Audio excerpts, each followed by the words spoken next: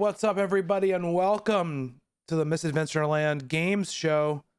I'm Bobby, and I'm here with Justin. Hello, my friends. Hello. To be sick and to be talking about E3, that is where I'm It's at. a beautiful. It's a beautiful thing. That is one way to put it. Yes, absolutely. It is one way to put it that it is beautiful. I gotta fix my little thing here a little bit here. Hold on a second. Grun is here, and Greg is here. Greg is ready for some opinions. We're fresh out of those. If you're wondering, we spent them all today on Twitter. Yeah. If you don't know, we do this live every week around 8 o'clock Eastern time. Usually on Tuesdays, doing this on Thursdays because we wanted to be able to go over all the news of the day. So we're here. I am very congested. I've got a cough. I'm gonna try to use this cough button as much as I can, so you all don't hear me sneeze. And I apologize for the people watching on video for any disgustingness they see, any cold disgustingness they see in their on their screens. I don't have a cough button, so you may hear me cough. Sorry. But my voice will be a little deeper, a little silkier. So that maybe that'll bring in more people. So yeah, we're here to talk about E3. Justin requested that I'll do a little bit of homework, so I've got that stuff set to go. And then we're gonna just go over Justin also has a list of the press conferences and stuff that got done, and we're gonna talk about those as well. Yeah. Before we get into like the nitty gritty, Justin, what did you think overall of the weekend, the week? I guess more like a week. I think going in with lowered expectations is always a good idea, especially for this year. That being said, going in with those type of expectations where, hey, look, I'm just hoping to get a couple of cool game announcements or to see some games coming out this year, I left pleasantly surprised. Nice. Very excited for this fall and especially beyond. And I don't think that they're, I don't remember coming out of an E3 feeling exactly the way that I'm feeling right now. I'm very excited of where video games are going, and I'm very excited for the future of not only PlayStation, because that's usually what I'm excited for when I leave leave E3, but I'm excited for the direction that Microsoft is taking. I'm curious as to what Nintendo's up to, because there's way too much smoke for there not to be fire around a new Switch. And we'll see what Sony has down the road. We have an idea of what's coming, and I look forward to hearing from them. But like I'm jazzed about video games right now. Yeah, it was a good to have like a bunch of announcements and a bunch of like conferences and stuff all in one time frame at one in one grouping, some of which were fun, some of which were disappointing, but it was nice to have everybody sort of like back doing that stuff. Well, almost everybody back doing that stuff all together again, and be able to concentrate it and talk about it in one big clump, so that was great. I think next year, obviously, whoever is left, I think obviously there will be Microsoft will have like an in-person show next year. I don't know who else. Ubisoft probably.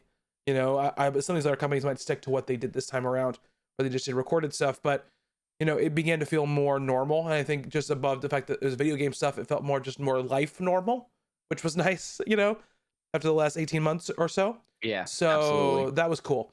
Yeah, and I think there's some really good announcements. I think I think that the two big platform holders were the two people who had the strongest shows of the week, which isn't always the case. And I think that they came, not necessarily ready to fill all the expectations people had, but to deliver shows that were entertaining and told interesting stories about the future of their particular platforms that they had, which is one of the reasons why I get bummed that like Sony isn't doing this anymore in any capacity. You know, Microsoft and Nintendo are barely associated with ESA anymore. They do stuff kind of on their own, but they do it within this time frame because I think both of them sort of appreciate the like the both of them could do it on their own. They've done things on their own before that have done great numbers, but I think they appreciate like the feeling that this gives the people that they try to sell their, you know, their boxes to. And I think Sony not being there, well, I don't think it hurts Sony's sales like in any sort of like even in the medium long term.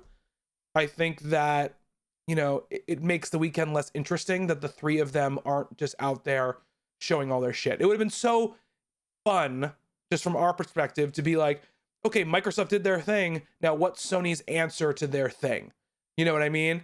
And we don't get to get that. Like I can still remember that year that Microsoft went, and I mean it was a terrible year for Microsoft, but they gave their like they showed the Xbox One, they give the price and the date on it, and then Sony like went after them that night or whatever, and they like changed, like they put together that like sharing games video. They did, you know, and they like set their price point. Apparently there's, you know, there are reports they changed the price point like that day. You know, they're like too ready to go, and they went with the lower price one to kind of upend them.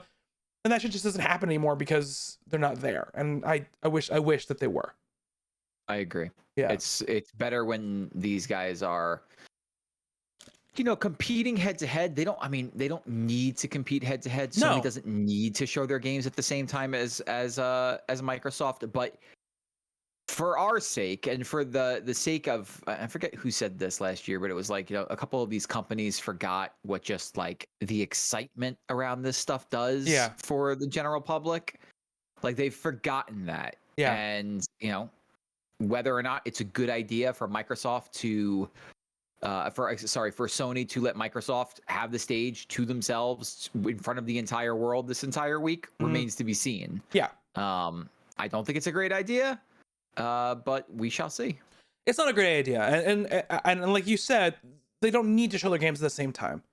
But like in the end, it's their business is predicated around the people who play their games being excited about their games, you know. And I think, and I've said this many times before on these podcasts and many other times, whenever these companies start to get into this mode where they think they're above it, or they let their hubris sort of like guide their idea that we're on top and we're always going to be on top, when they let that guide their public practices, even if it's not guiding their behind the scenes practices, it leads to them tripping up. It always does. It happened to Sony after PS2. It happened to Microsoft after the 360.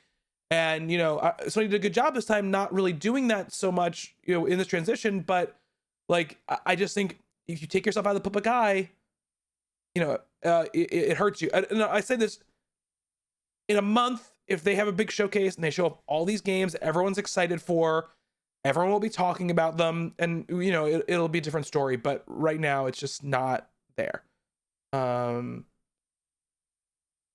Excuse me. You missed that cough button. I need one of those fancy things. I need a cough button.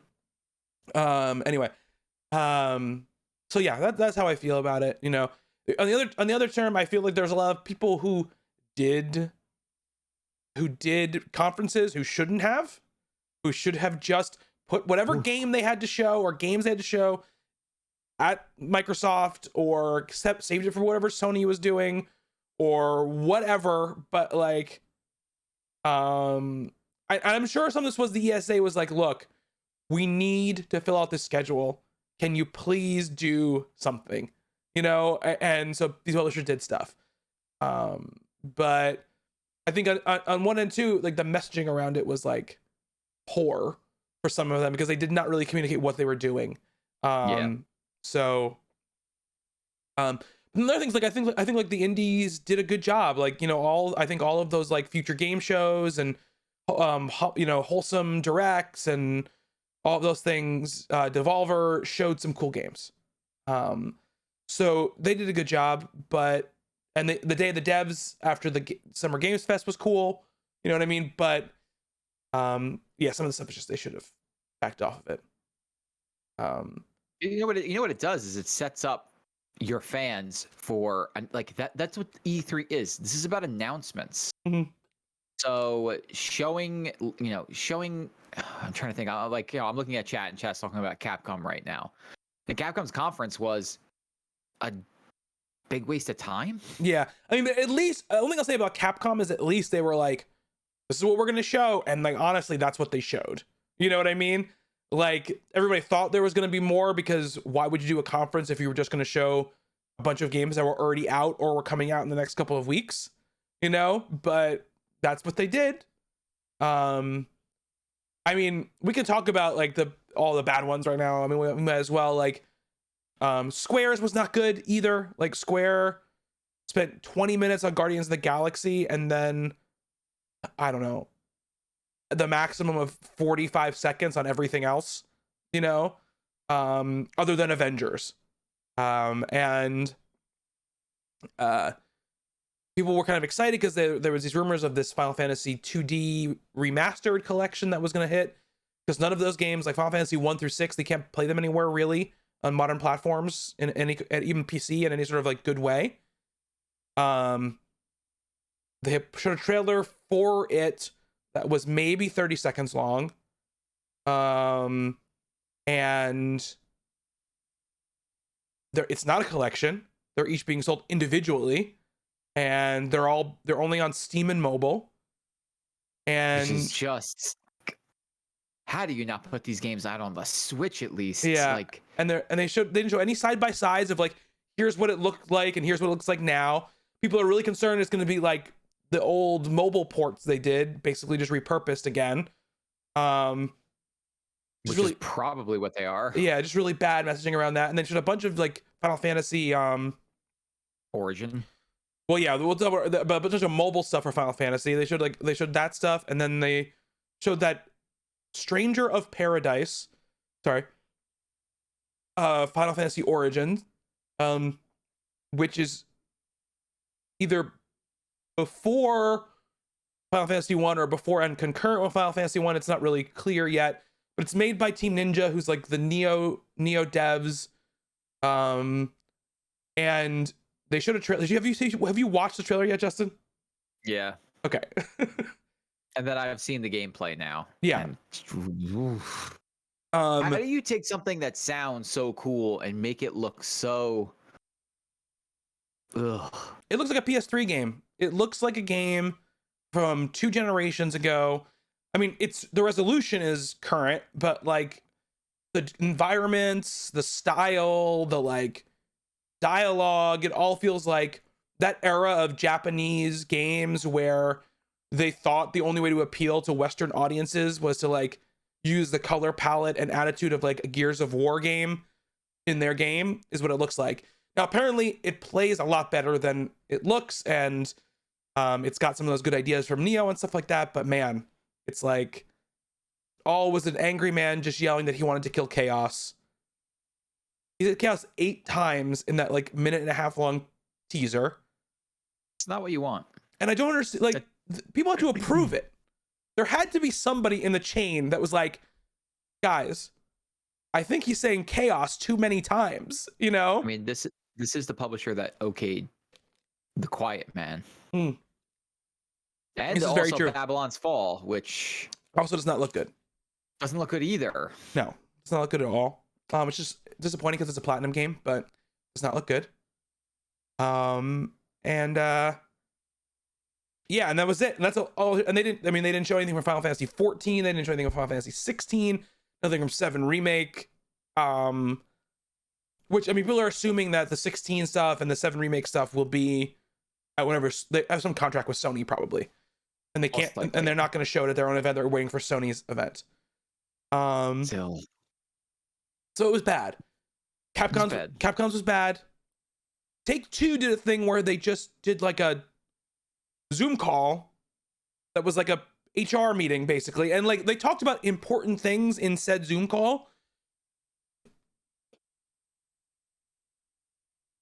They talked about diversity and inclusion and stuff like that in the workplace, but like that's not what people who are sitting in the E3 Twitch chat are waiting for.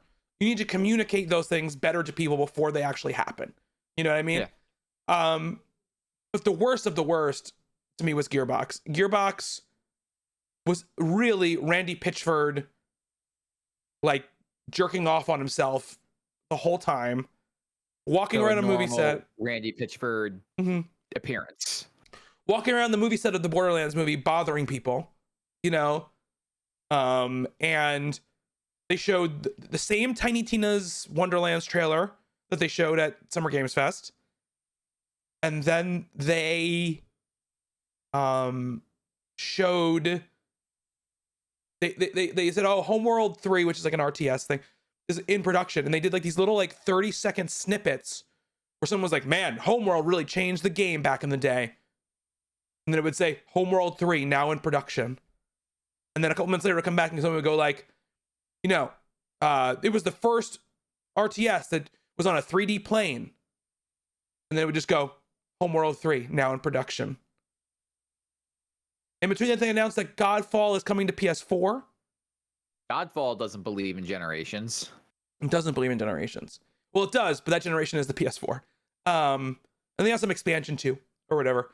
And then they showed a little bit of that, like, isometric Valheim looking game. Warriors of Midgard or something. Yeah. Yep.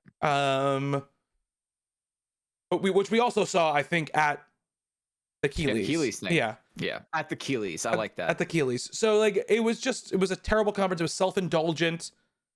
Like, so I mean, here's the thing, like Groons in chat is talking about the Take-Two presentation and how he enjoyed it, but it shouldn't have been at E3.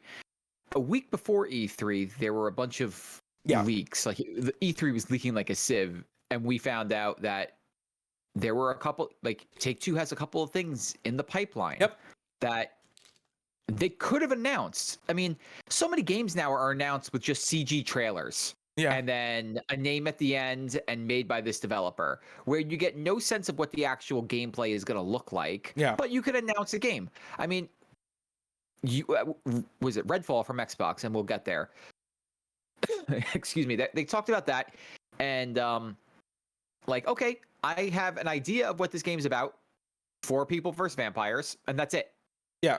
So there's there's no way that they couldn't lead off with that. You know, they could show that Avengers game in the style of XCOM made by Firaxis. Like, it's E3. Just throw out a CG trailer. Nobody's gonna call you on it. No one's gonna call you on throwing out a CG trailer during E3. But the thing about the Take-Two thing is like, it was like not even like remotely in the ballpark of being something where they do that at. It was like not like, hey, welcome to our Take-Two presentation. It was like, welcome to our, you know, it was like not that at all. Call. Yeah, literally, I've at my job, I have created videos for corporate clients that do exactly what those people did. Like, and they showed it at like their like conference or whatever, you know.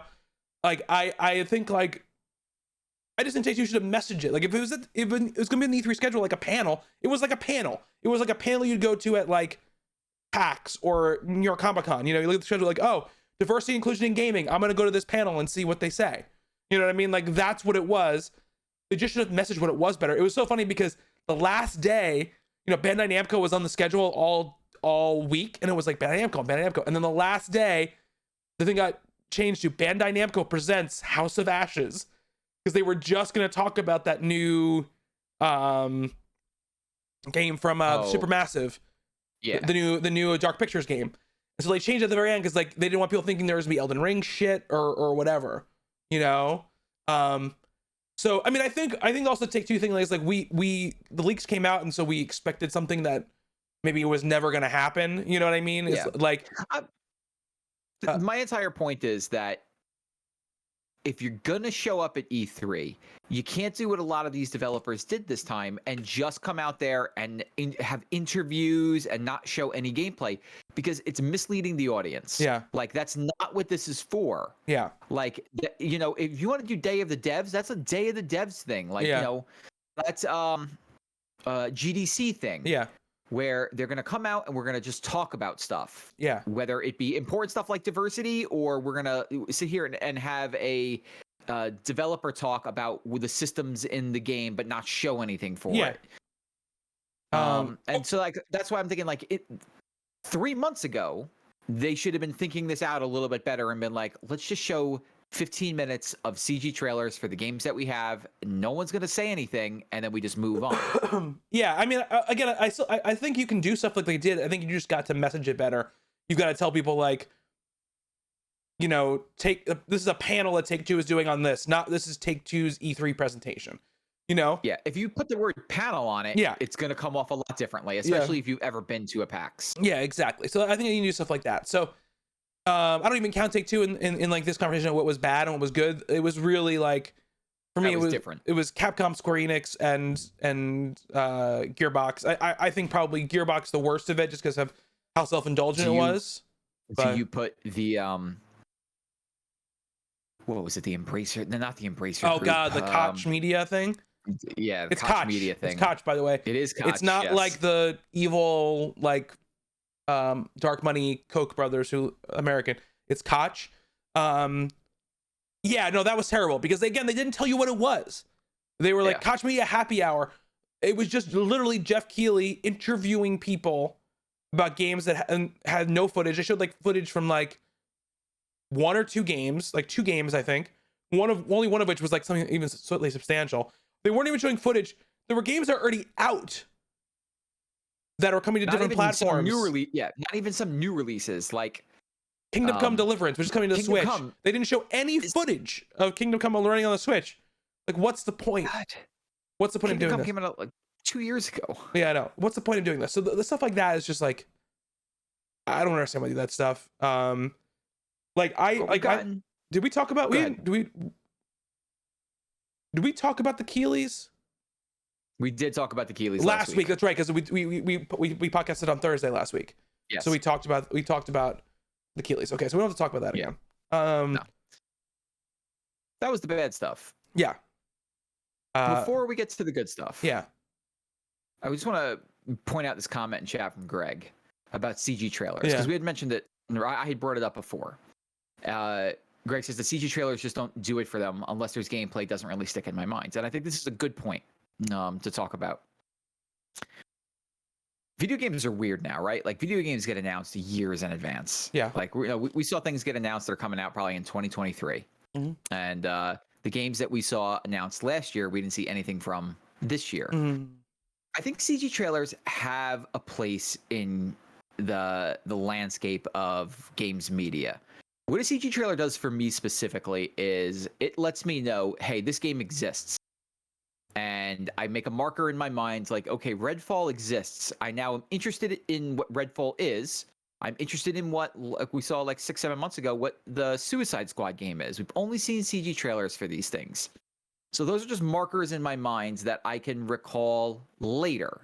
And now whatever CG trailer I saw a year ago, Fable, Perfect Dark, I'm expecting to see gameplay from them sometime in the next year or so. So the next time I see gameplay from them, that replaces now where those CG trailers were, and then now I'm looking forward to Redfall, and I'm looking forward to stuff that was announced now. It kind of just keeps moving the goalposts forward and forward. Yeah. Where it's like if I only ever saw gameplay all the time, gameplay's always not ready. There would eventually be a dry spell where nothing's getting announced. Yeah. So, for me, it just puts a placeholder in the back of my mind, like, okay, these games are coming, and I look forward to seeing what they are. And then before I'll see that, the last CG trailers I was excited for, I'm going to see gameplay for them first. Yeah. And we just keep going down this road. Yeah, like to me, a conference has to be balanced. It has to be like, it can't be all CG trailers, right? There can only be a few, yep. It can't be all of them because then it depends like, okay, none of these games are real. If you're an EA situation where you're like, okay, none of these games are ever going to come out. I'm just seeing people like computers and then seeing CG stuff.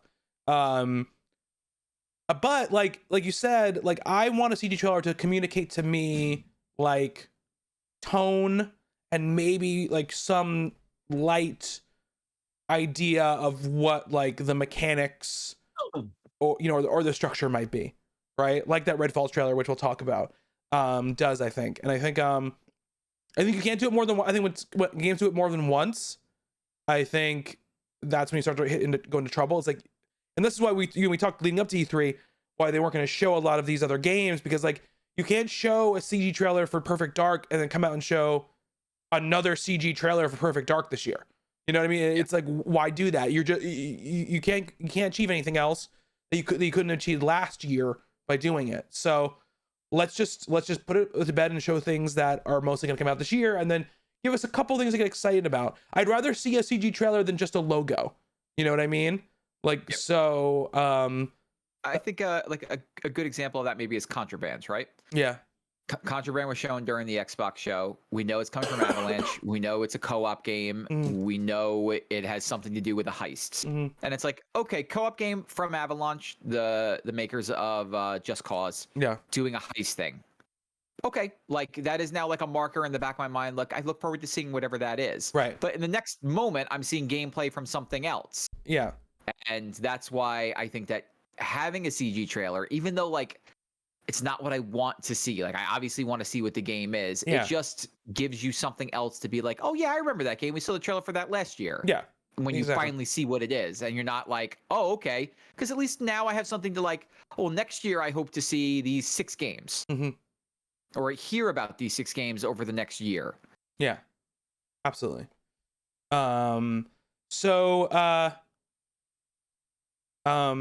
Let's talk about the good ones, the stuff that we really liked. I mean, I think the first like big one, right, was we saw Microsoft on. So, well, I guess I shouldn't say that. We totally forgot about Ubisoft. And didn't we talk about Ubisoft? No, you and I talked about. We talked a little about Ubisoft when we talked over Microsoft conference. I think Ubisoft was sort of like hampered and harmed by the amount of stuff that always leaks when there's a Ubisoft conference. Like ahead of their conferences, they are as leaky as possibly you could possibly get. Maybe it's because there are like 7.5 million people who work for them. Looking at you, Kelsey. Yeah, but they already revealed the name change of Rainbow Six Quarantine to Rainbow Six Extraction, and they showed a bunch of gameplay for that. It was one of, I don't know, 750,000 co-op shooters that were shown off at E3 this year. There was a lot of, hey, there's 3 or 4 of us and we need to beat a bunch of zombie-like enemies away. There was a lot of those. I have no problem with that. I have no problem with it either, but there was a lot of them. But I mean, the thing that's cool about it is that it, obviously, full disclosure, a good friend of ours works on the game, so take that for what you will. But having like Rainbow Six shooting and like tactics stuff in one of those games is something that sets it apart, I think. And they showed a whole bunch of game. They did both. That they showed a CG trailer for, and then they showed a bunch of gameplay for. I'm interested in it. I think it could be good. That was really the one thing for me that stood out in the conference, other than what I know is one of your favorite things, Justin. Mario Rabbids. Mario Rabbids, yeah. Yeah. Which of course somehow Ubisoft didn't spoil, and that didn't leak until Nintendo leaked it. Which is usually not Nintendo's thing. Like a few hours before, somebody got the time wrong on that whole like publish this eShop listing. Somebody was like, "Oh, is this in BST?" And they're like, "No." I woke up and saw a text message from you. Opened the text message and saw that listing, and I was like, "Great!" Like my day's already off to a fantastic start. Yeah. I will say, I think Rocksmith looks interesting. Oh yeah, like, definitely. I'm not gonna learn the guitar, but I think that's a cool thing. I think a subscription service is the way to go for that. 100%. I'm really into Riders Republic, which I wasn't expecting. I tried Steep, and I enjoyed Steep for what it was, but an extreme sports looking Tony Hawk clone looks with just the right amount of stupidity thrown in there. Looks like something I could definitely get into for a while. And then what else did they show? Did they show anything else? Oh, they showed that Avatar game, which I forgot they were making. Yes, I forgot they're making it too. Interesting though. I was reading up on that thing. They got the Star Wars game, Yes, When they Massive. met with Disney, Massive did, which is the Ubisoft studio. When they met with Disney after Disney bought Fox to Mhm. talk about Avatar, because like Disney is like, wants to like know what's going on with their Mhm. games or whatever, and they saw Avatar and were like, you guys, after talking to them about it, you guys can make a Star Wars game. Mhm. Like they like agreed to it, like then and there at that table, which Mhm. I thought was like a little interesting detail. Yeah. Just interesting. The guy, the head of Massive, just left. He left yesterday or today. He like left Oh, the really? studio. He like I didn't see founded the that. studio like 16 years ago or whatever. He's gone. Yeah, he left. I didn't read into why, but he left. Yeah, I mean, it looked pretty. I just like, we talked about this on the Microsoft conference, but like, I don't have like a fuck you attitude towards Avatar at all. Me either. I just have like a nothing attitude toward Avatar.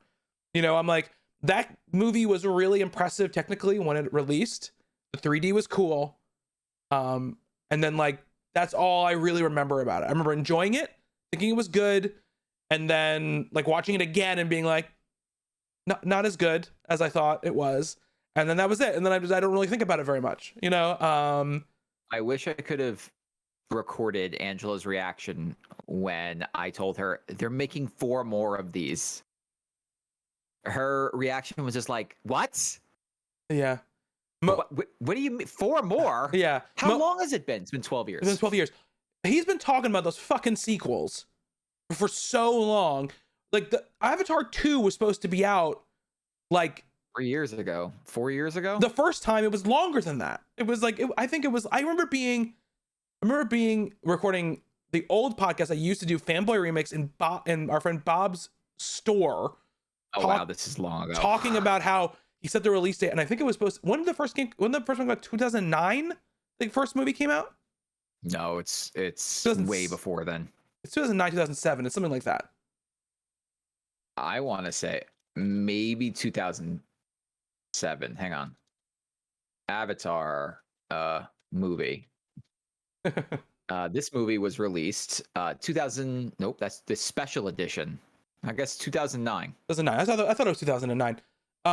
Like I think it was like 2014 was the first like when he first announced the sequels. It was like 2014 or something. 2013 that the first sequel was supposed to come out. It is now 2021. Okay? So that's one of the reasons why like I'm just like, are we still doing Avatar stuff? I mean, to be fair, it's the highest grossing movie of all time. I'm not trying to say like, oh, it wasn't popular. And I'm not trying to say I'm above it all. I enjoyed it. I saw it in the movie theater. Like I had a good time, but like I feel like until that next movie comes out, I just don't know how much excitement there is for Avatar anymore. Yeah, it's crazy to me that they're making this game, but Yeah. who wouldn't it be like amazing if the game ends up being really good and then people are like, yeah, Avatar, that was a good game, and then they go see the movies. Yeah. I mean, that's the thing. If the game is good, cool. Like that, I'm totally up for the game to be good. But like, it's just crazy to me. It's nuts to me because I like also the other thing about the Avatar thing is that there's definitely like a underlying like fuck James Cameron like attitude right now, and so I think that also is working against them. Andy and I had a long heart to heart about Avatar when they announced the game because he was like, I like that movie, and everyone's shitting on it. Every stream I watch, people are shitting on it. We talked it out a little bit. So that was Ubisoft. And then the rest of like that day was they did the Gearbox thing. And they did some of those like the Future Game Show and the Wholesome Direct was that day, and I think Devolver was also that day. And there was cool ass stuff at Devolver, that they showed. They always show cool stuff. I cannot stand the like comedy aspect of it. No, it's not good. It's not good. It's just one thing. Like I said this. I think I was doing the Square thing. I don't know what I was doing, but I said this. When every single thing you do is a punchline, there is no punchline anymore. There's no joke. When everything out of your mouth is a joke, there is no joke anymore. Yeah. And like, it just is like it's very cringeworthy. But they think they're being very like edgy, and that's the problem. Is like it's not like the humor that works in those kind of things is like is like the guy from Tekken throwing all the Smash Bros. Characters into a volcano, like stupid, silly. We know this is supposed to be like, oh, it's kind of goofy. Like that's the stuff that works, not this stuff, It might have worked the first time around. Yeah, but every year it's like, okay, we know exactly what Devolver is going to say. Yes. But they showed some cool stuff. I will say that card game they showed, that spooky card game, looks real good. Great, yeah. They showed that game from the Titan Souls devs, Death's Door again. That looks real good. We've seen Death's Door at one of the conferences. I think it was Microsoft's last year. I don't know if they. It was Microsoft or Sony's. We definitely saw it at one of them. I know they released. Was it one of their conferences they showed it? I'm almost positive. Because we watched it on stream together, so it was one of the big ones. Or was it a Game Awards? Shit, it might have been a Game Awards. Yeah. It was something we watched together. Yeah, I don't know. It was one of those three things. I don't know. So that game looks cool. Most of that shit was cool. And then Sunday we had Microsoft, and we talked over Microsoft, obviously, but great time as always. Great time. It was a good show. It was a really good show. I think from a lot of perspectives, it was a good show from the actual content of the games they showed, but also the way that they organized it, the way that they produced it, the way that how they moved from one game to another, and how much time they spent on each game and how much time they didn't spend on a game. All of it was very smart, and all of it worked really well. And they even did a really good job of the games that are already out that they're still supporting, being like, oh, that's cool, or that's weird, it was interesting at least,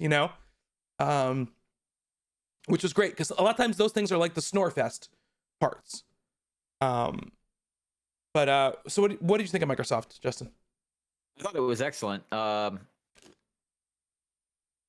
thought if you're trying to sell an Xbox, year of our Lord 2021, yeah, I don't think you could have produced a better conference to do that. Yeah, than this one we just watched. I mean, 27 of the 31 games that they showed are available day one on Game Pass. Mm-hmm. Like, I don't know how you compete with that. Like, it in a way, like if Sony went after them, man, Sony would have their hands full of being like, yes, that's over here. We have these great looking video games. These absolutely fantastic looking video games, which you're going to love, but you got to pay $70 for each one. Yeah. That's a tough act to follow, what Microsoft did, and I was extremely impressed by it. Yeah. Sony's play is, Sony doesn't have the resources to make the deals to have something as far reaching as what Microsoft does with Game Pass. But Sony could say like, hey, you pay us however many dollars a year and you get all of our games, plus, some other games as well when we can get them. You know what I mean? Like that would be that'd be fantastic if they ever did that. But yeah, Microsoft's pitch. Sorry, go ahead, Justin. I was gonna say, I think if this is just pure speculation on my part, I mean, if Sony said like, what is it for Game Pass a year for just standard Game Pass, not Game Pass Ultimate? What is it, $10 a month? Yeah, $10 a month. So it's like $120 a year. That's 2 first party, because you get all their first party games. So if you say to yourself, I'm gonna play 2 Microsoft first party games this year, then you already should buy Game Pass. Yeah. If they said, it costs us $180, I would still do it because I'm probably going to play 3 first-party Microsoft games this year. Yeah. Although Melican Chat says they have zero incentive to do that. They don't now. Right now, they don't. Absolutely, they don't right now. Right now, they don't right now, but they're going to have to eventually. Yeah. Because if the history of tech, of entertainment, of any industry, when one company thinks that they can just sit back and rest on what they've been doing to stay ahead, that company always falls behind eventually. It just happens.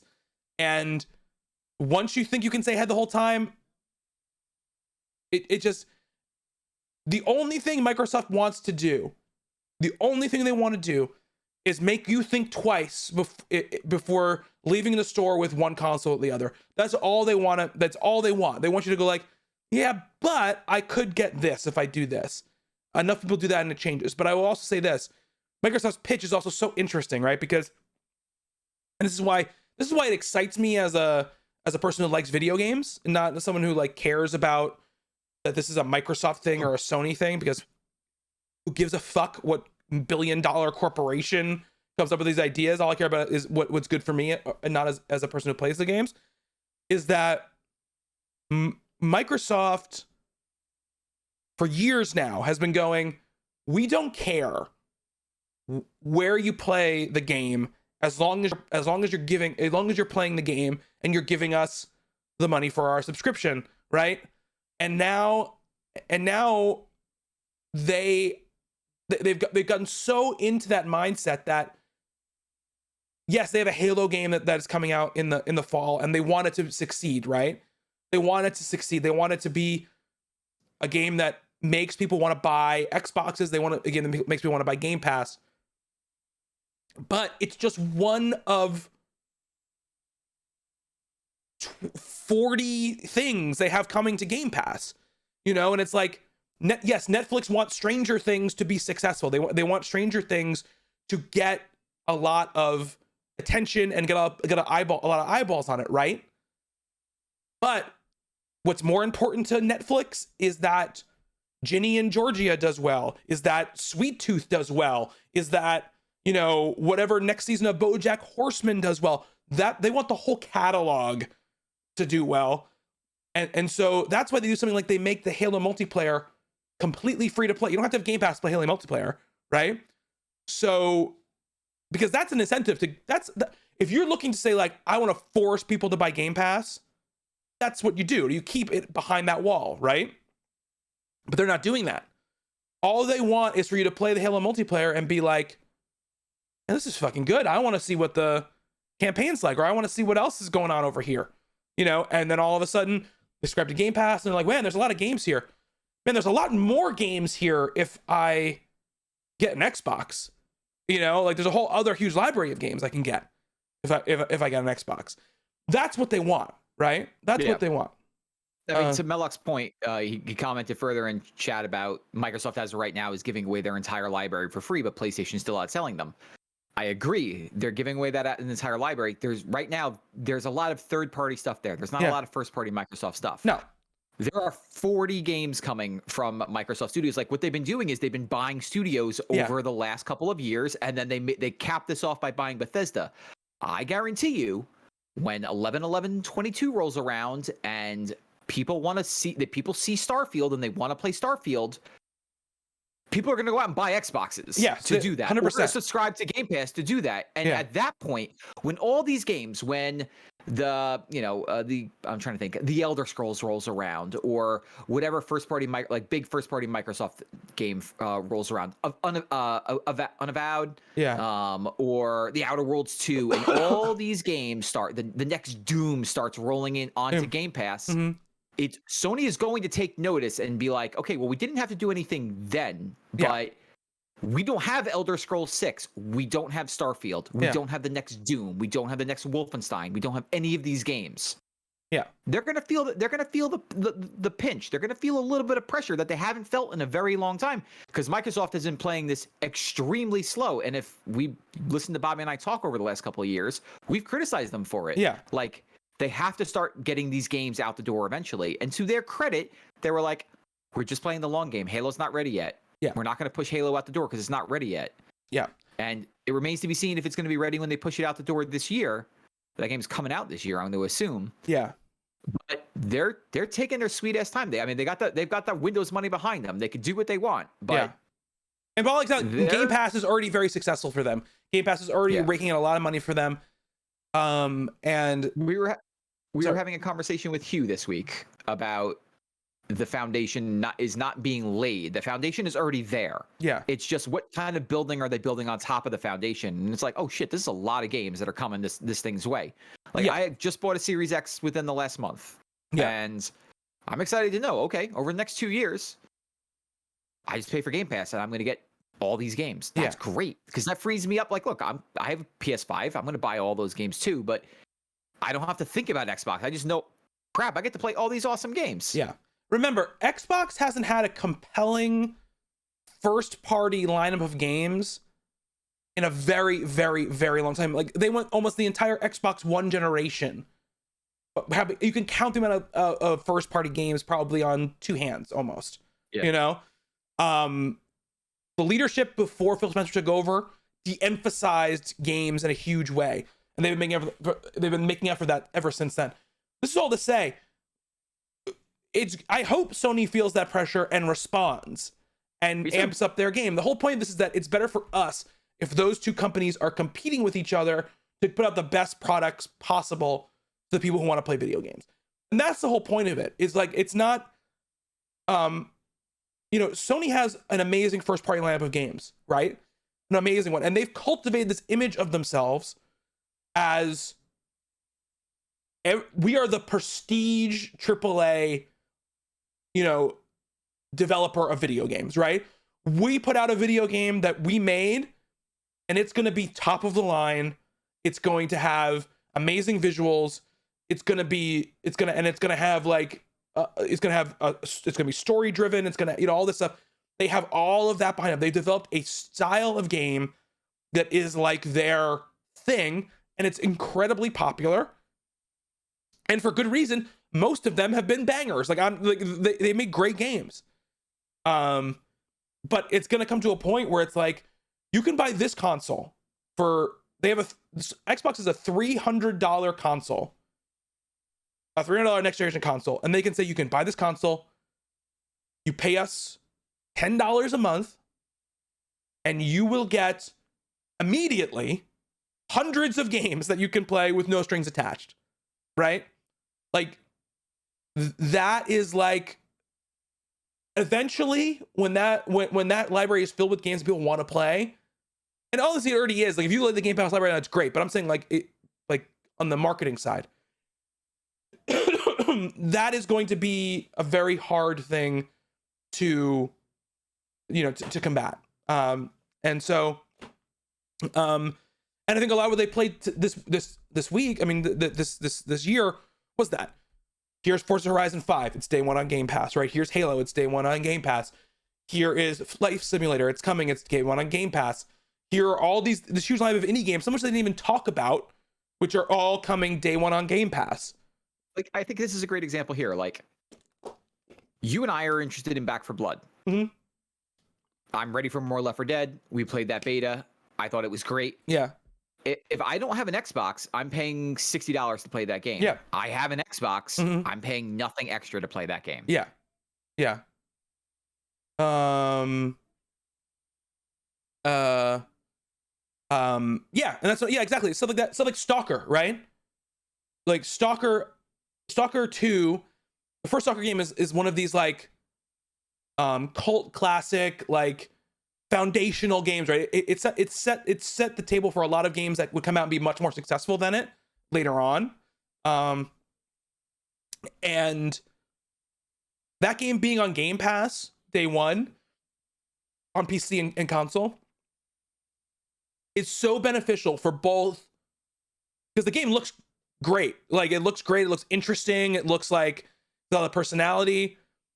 It's great for Microsoft because it's like cachet with capital G gamers, right? You can just pay us this money and you get to play Stalker. For the people who made the first Stalker. But it's also great for Stalker, right? Because it's like so many more people are gonna touch that game now because it's on Game Pass. I saw someone talking about how like they think that like Stalker 2 is gonna do for Stalker what like Witcher 3 did for the Witcher series, which was take it from, hey, here's like this like Eastern European, very well liked game that like not a ton of people have played yet, into like, into like breakout game, because people are gonna have to play the generation, yeah, possibly Witcher 3. Yeah. It has a Netflix TV show now. Yeah. And so so like that's the kind of stuff that like they're banking on, right? And then like you said, they have this bank of studios now, like we saw that Redfall trailer from Arcane, the new game from Arcane. They closed on that. They closed on an Arcane game, which tells you what they think about Arcane. Yeah. Mm-hmm. And so, that's the thing too, is like when you're dedicated to one platform, like all these Bethesda developers are now, right? you are going to get more support and more promotion because you're inside their bubble now, right? Like, look how far Insomniac has come since Spider-Man, right? Like, they were a well-liked dev, don't get me wrong. They made good games. They did make good games. Sunset Overdrive is a very good game, but it died, right? It died. It got no support. Nobody played it. They come back over to Sony. Sony buys them as well. All of a sudden, like, they do Spider-Man, they do Miles Morales, and they do Ratchet, and now all of a sudden they're like the next fucking Naughty Dog. You know what I mean? These developers who got bought by Microsoft, Arcane has made nothing but games that have been critically loved and really loved by the people who have played them, but they've failed to break through, right?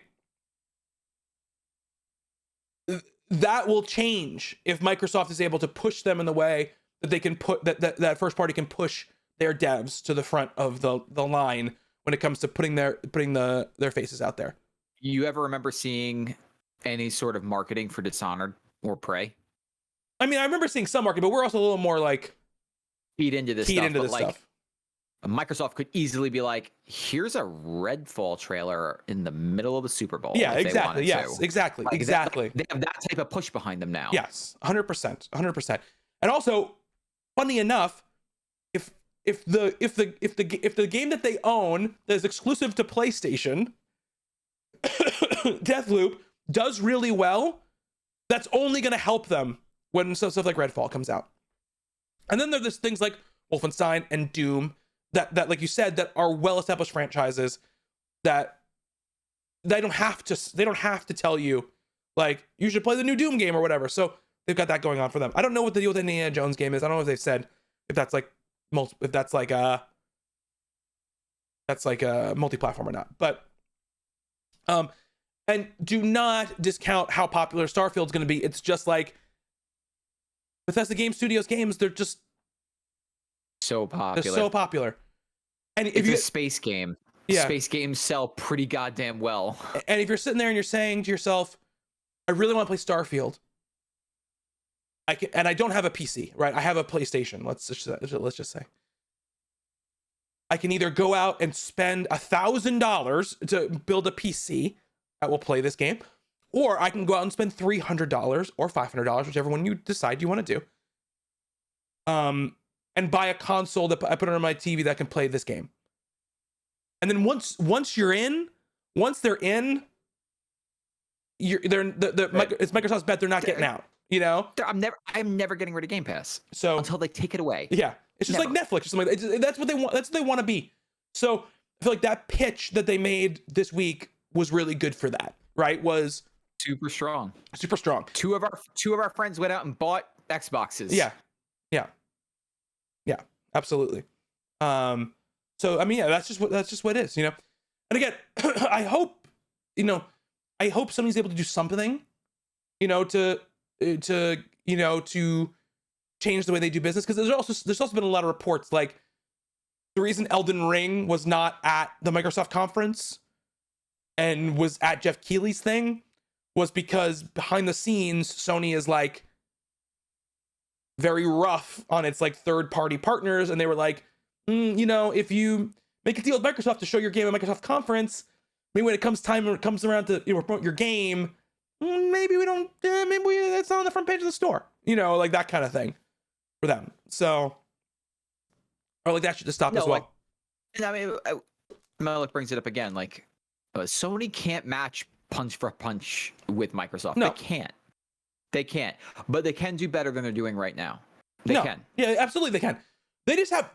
Sony is relying right now on the fact that everyone defaults in their brain to the console that I'm going to buy is the PlayStation. That is the default. And Microsoft knows what they're fighting against, right? They know that's the uphill battle they're climbing against. Is that when people think about, I want to get a new console, they think about the PlayStation 5, right? That's what they're thinking of. Because it's the best place to play all these games that I love. You know what I mean? They're trying to change that feeling. So, And I mean, coming from where they were at the start of the Xbox One, yeah, they've done a hell of a job. 100%. And you know what? Maybe they don't catch up to them this generation. But if they make a big enough dent and they could start the next generation Yeah, really strong, then who knows? yeah, absolutely. So then we had Monday, which was nothing. Nothing. We talked about the disappointments of Monday. And then Tuesday morning, Nintendo went. Oh, Nintendo. Oh, Nintendo. We knew we were gonna get hardware at the Nintendo conference. We knew we weren't getting any, so we didn't get any hardware there. So here's my question. Yeah. Alejandro mentioned this way long ago. Mm-hmm.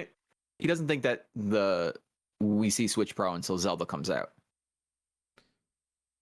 What do you think? I don't think so. You don't think that? I think it comes out. I think it comes out before that.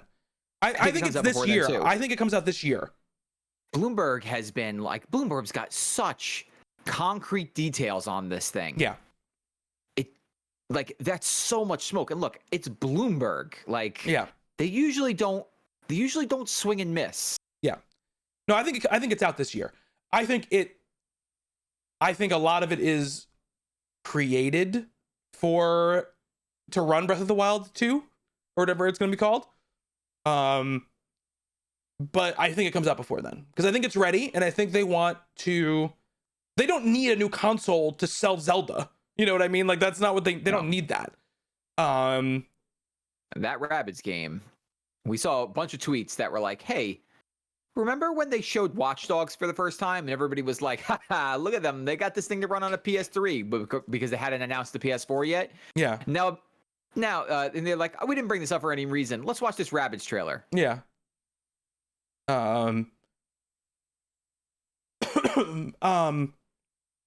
So, and Mel does say they don't need anything to sell the current Switch, and they don't. The Switch is selling like hotcakes. Switch is incredibly popular.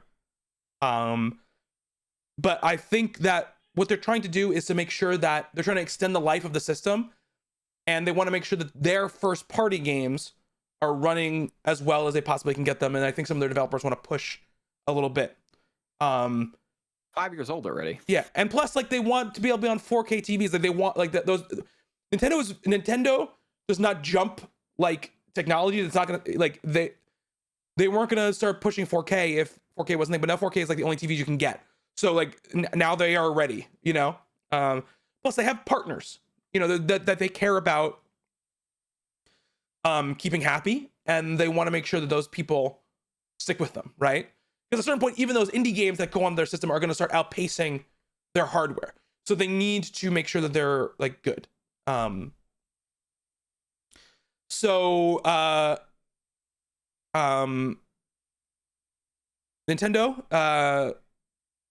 had a good show. I think they had a very good show.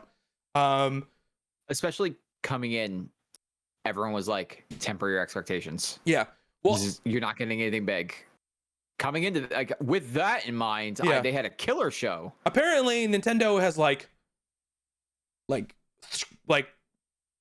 leaks are like not many coming out of Nintendo. Like they are like tight shipping it right now. But I mean, they showed. Do you have a list of all the announcements in front of you, Justin? I mean, I have all of them. Do you want me to just go over the big ones? Yeah, the big ones. All right, so new Smash character. They showed good reveal. The new Mario Party Superstars, which is a remix of a couple of the old boards from the N64 games. Yes. Not all of them, but some of them. Yes. It's 100 mini games. Just what I asked for. More yes. Mario Party. But honestly, though, I bet you it's going to do really It will do great. already wants it. I've never liked. Even when I was a kid, I hated Mario Party, so it's like not. It's not just another thing for me. All right, so then we get to like the big things. Metroid Dread. I know you're very excited about this. I was very excited about it. Listen, we've been together 7 years doing this.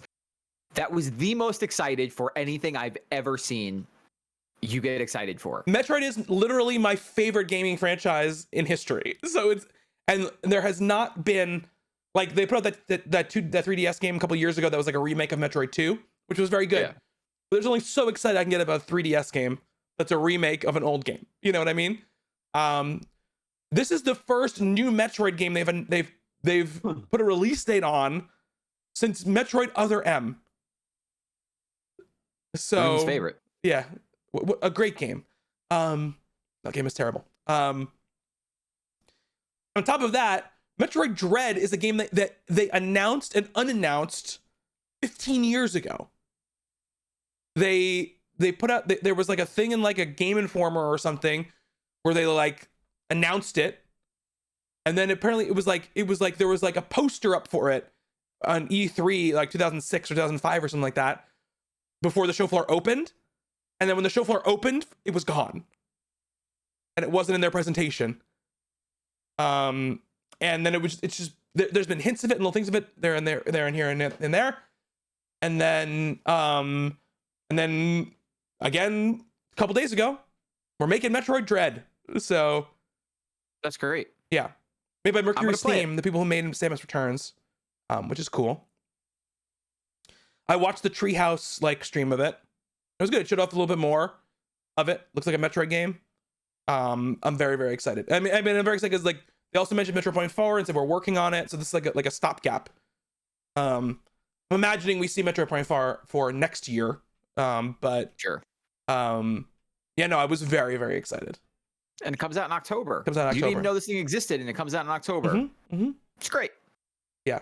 What else did they show? All right, so they showed Mario Golf. That's coming soon. Yeah, Mario Golf looks awesome. New WarioWare game. Also very excited. Get it together. There hasn't been a real new WarioWare game since the fucking Wii. That's crazy. Shin Megami Tensei 5. Yeah. Persona, but angry. Yeah, very angry. Moody teens. They showed that Guardians of the Galaxy game, and then neglected to announce on the stream that this is a cloud game. It's a cloud version because this can't run on the Switch. At least the current Switch. Yeah, at least the current Switch. And then of course, like they mentioned some Zelda stuff. Age of Calamity getting DLC. Skyward Sword's coming, relatively soon. And then we got our first look at Breath of the Wild 2, which they won't announce the name of. Yeah. Because you're playing as Ganondorf. Justin, I just want to tell you, this is your first time being like, I really liked this past Zelda game. Here comes the new Zelda game, right? I know. I've been around This Zelda. Is what happens every single time. Every time. People are like, oh, maybe you play as this person. Maybe you play as this person. Maybe this is what's going on. And it's always like, no, you play as fucking Link. Because that's what you do. I know. They didn't show Link's face at all in that trailer. At all. Yes, they did. Not when he was wearing that other costume. They didn't show his face. Justin. Look. Hey, listen. I don't care either way. I'm not steeped into the Zelda lore. Like, this is my first rodeo. I understand everyone gets disappointed all the time. I haven't been there yet. And if I'm not playing as Ganondorf, oh well. Yeah. Like, it's not gonna like bother me. But no. I know that, but this is just like a cycle with Zelda. I mean, and they're also not. They said that they're not giving us the name of the game because it would give something away. So I don't know. I mean, that's a little bit weird. Justin, they always say that. I know. They always reveal the names like last. Like, you didn't know it was called Breath of the Wild until the year it came out. I wouldn't give anything away though. I'm just telling you. I'm just telling you. Look, eventually somebody over there is going to be like, you have to let them play as Zelda, at least for a little while. That would be great. Before Ganondorf, I would say yes. Look, I'm only going on. I know. This dumb rumor because the costume that he's wearing matches those hieroglyphics. Yeah, I know. So look, if it happens, cool. If it doesn't happen, it's still gonna be more Breath of the Wild. Yes. Also cool. Yes, I agree. Greg said he's gonna play Metroid for me and Grun. So, thank you, Greg. I will also play Metroid. Metroid doesn't mean a damn thing to me, but Bobby reminds me I love Metroidvanias. Maybe I should play the Metroid Yes. in the Metroidvania part. That's yes. You do like those games. You like those kind of games. I really wish they would bring out that Metroid Prime trilogy collection, because if they just made them have like normal shooter controls, they would still be great.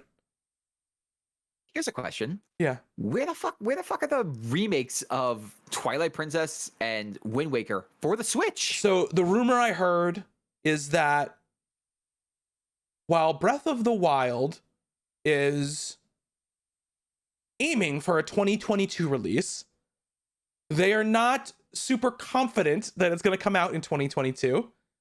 Nor would I be. And so they want to hold something Zelda back to release in 2022 in case Breath of the Wild gets pushed. And if it doesn't get pushed, great. We have 2 Zelda things that come out in 2022.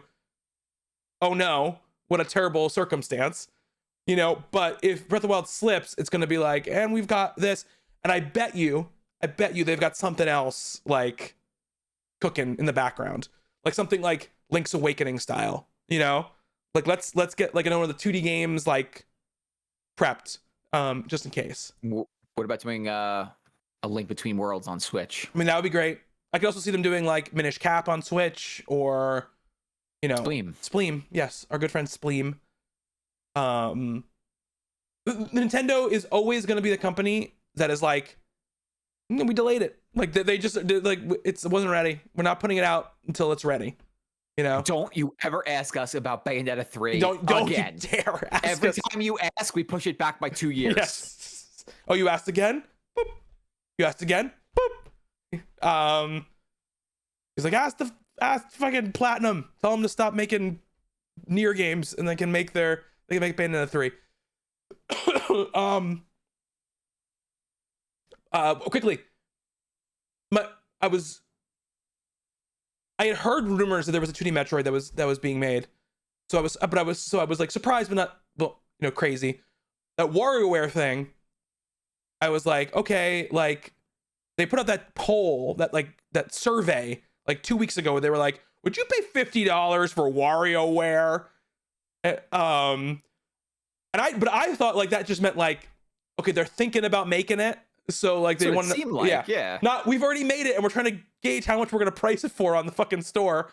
But the biggest surprise to me was there's remakes of the first 2 Advanced Wars games coming. I thought I thought Fire Emblem had taken Advanced Wars out behind the shed and like executed it and buried it forever. Like that is what I had assumed. Because it's the same dev. They were the same people who made both games. And at some point, Fire Emblem just won that war. Because people like their, like, you know, anime waifu drama stuff, which is great. I love Fire Emblem. But, you know, so that was cool to see Advance Wars. But that Breath of the Wild 2 thing, we got sort of like the hint of that like first teaser we saw where you saw like they were in like the cave and like Ganon's body is like down there or whatever, and this time like we see like that, like those, like the darkness or whatever go over Link's arm, and then Zelda falls into a cavern. Can't take Zelda anywhere. She finally gets out of that fucking castle, and then she falls into that cavern. She's at the bottom of the cave. Yeah, wherever they are. But then it like cuts to that crazy big huge music, and Link like falling out of the sky. And also, that's like Skyward Sword stuff. Like the sky villages or whatever. That's Skyward Sword stuff. And not to get all like in the bullshit, right, of the Zelda timeline or whatever. Get me it. Come on, I want it. Give it to me. But Skyward Sword is the first thing that happens in the Zelda timeline. So that would indicate, if that is in fact the same type of landmass, is that we have gone possibly back in time to the start of everything. Maybe there's time travel involved. Maybe that's why they won't say the name, because it's like time travel-y or whatever. Majora's Mask Part 2. People would revolt.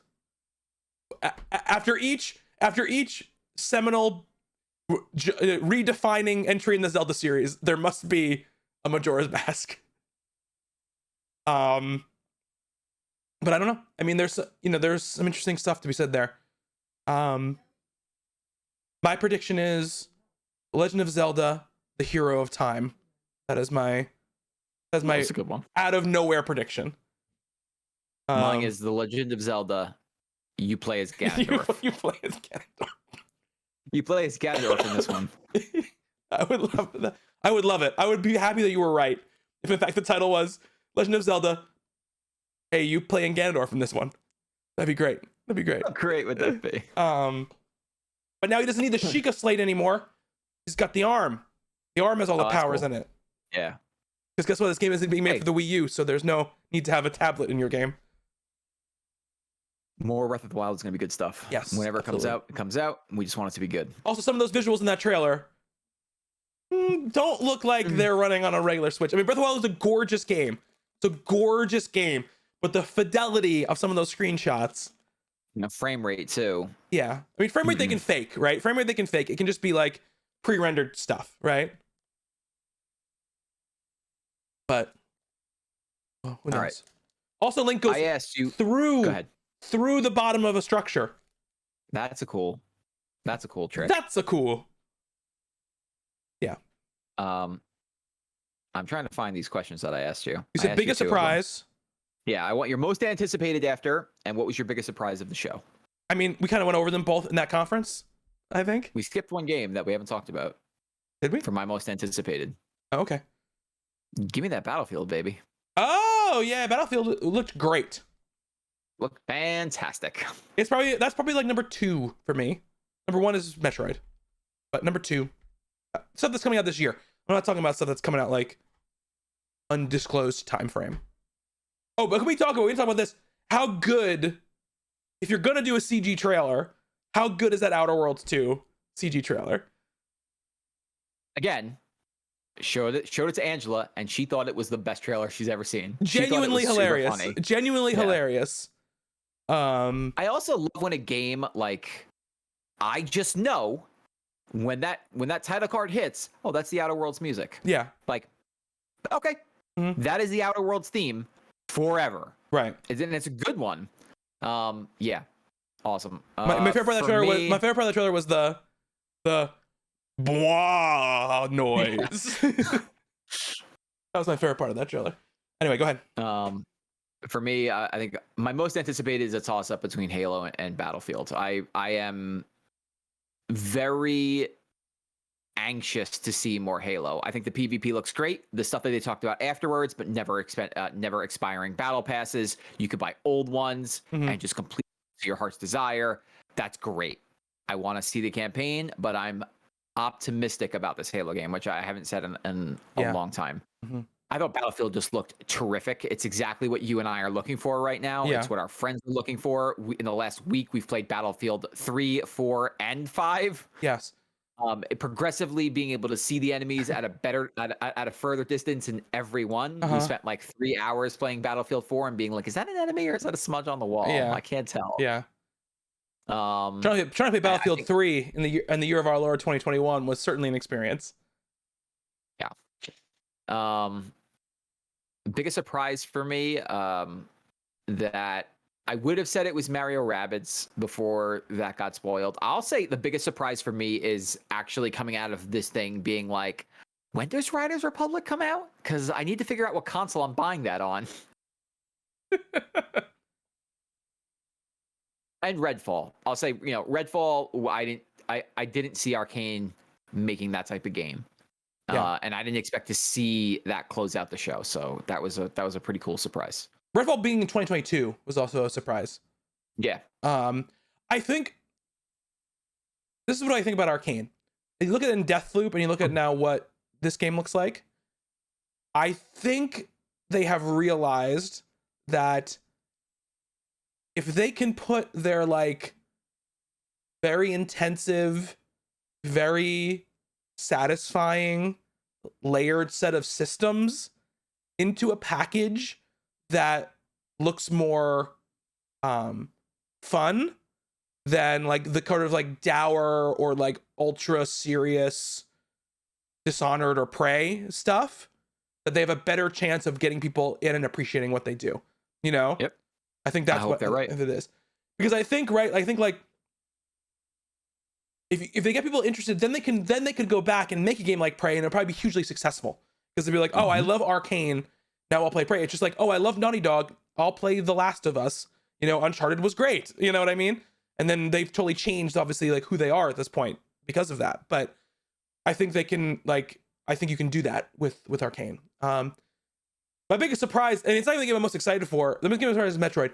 The biggest surprise is the Advance Wars thing, because I just didn't think they would ever do it again. Like I did, you know, that was the biggest surprise for me. Fair. Because there hasn't been a new Advance Wars game or any Advance Wars game since the DS. So that was a long time. It's a long time ago. But yeah, that's it. Fucking good time to be playing video games. Very and good be time. Excited about video games. Like, I think we had talked about this a couple of shows ago that the both of us were struggling. Yeah. Over the last year to really like find a game and just get into it, you know, and like be excited about this this hobby of ours. Yeah. It's been draining. Yeah. And I think more for you than it has been for me, but even still, like it was tough for me this year. I came out of this E3 energized, like completely energized and excited about looking forward to stuff. Yeah, absolutely. Like it's just nice to be like, hell yeah, like video games are awesome and we're gonna get a lot of them. Yeah. And that's great. And you know, we still have, you know, EA is going to do their thing in July, and Sony will do their thing probably in July or August. So like we'll have some more to talk about then, and we'll see more of the future of what those companies are doing as well. I would say Microsoft would be the top one for. I think Microsoft is the best conference. Mello, if you're asking in chat, Microsoft and then Nintendo, and then like everybody else. Everybody else is under there. All right, I mean, Ubisoft is like very middling. Ubisoft was just very like standard. It was a very standard conference. And then everybody else. Maybe next year they'll show that Skull and Bones. I'm sure. Maybe we'll get Kelsey on it. I just want it to be live, so if they're gonna talk about Just Dance, I get to see like animals in fucking costumes dancing on a stage. You know, if you're gonna make me watch Just Dance, I want to see something crazy. I don't want just a simple ass trailer or the person from RuPaul's Drag Race telling you about their song. I want performances. You know what I mean?